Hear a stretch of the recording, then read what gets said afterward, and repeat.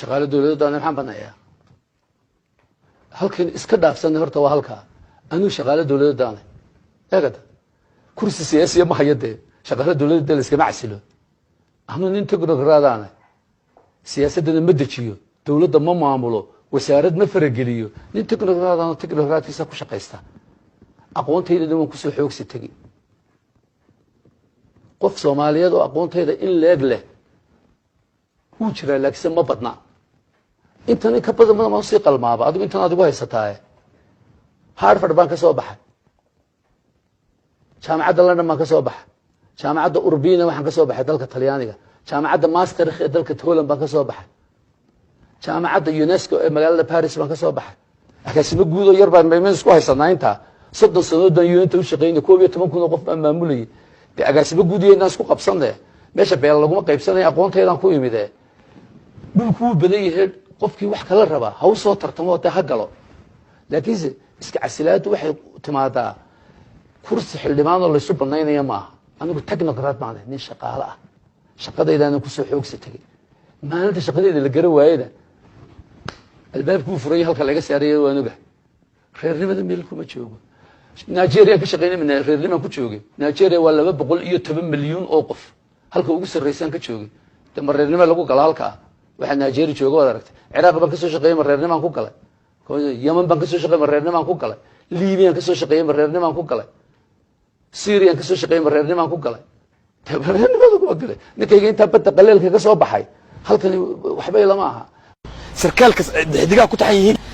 garbahan wax uga buuxa ma aha aqoon wax ku keensada ma waa wuxuu soo bari aniga xamar markaan tagaada oo research aan ka sameynaa military history aan dadka rabeen iska fahmo waxan institutionada wax u develop garan lahayn boolisku u dhismalayaan military u dhismalayaan dawladnimadii waxay u ka cilaadahay wasaaraddu sayihiin saraakiisha wareysanaay nin sarkaal ay sheekeynaa ila fadhiyo saaxiibka iyo kuwa kale saaxiiba ila sheekeysanayo meesha aan ku saaxiibna xamar waxay leeyihiin xidigan doonanayo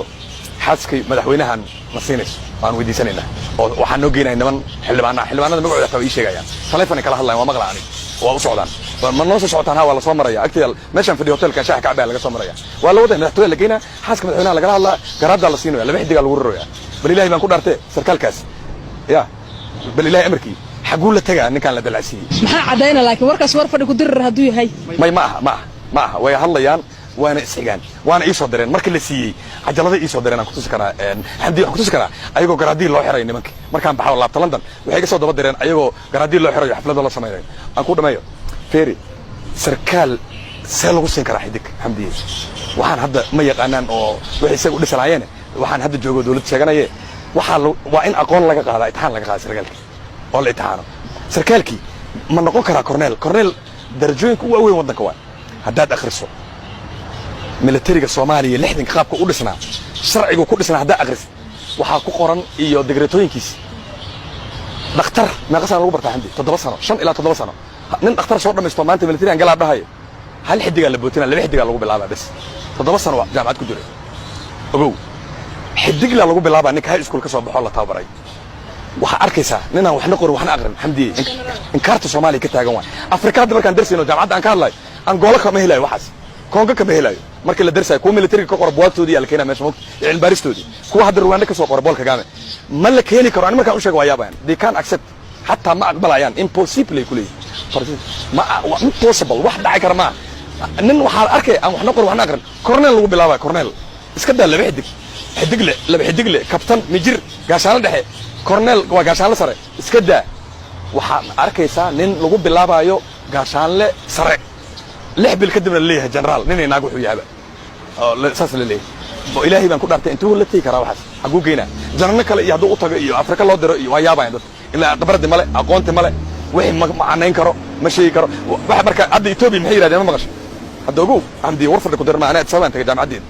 2016 haddana waa sii maraan next week maxay leeyihiin mataqaan marka Ethiopianka ay hadlayaan waxaana loo soo diray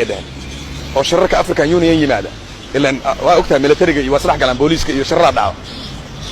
dhaco janano muuqaalka jananka oo labisan janannimo laakiin mantani maskaxda laba alif layaal ah hatta xidiga ma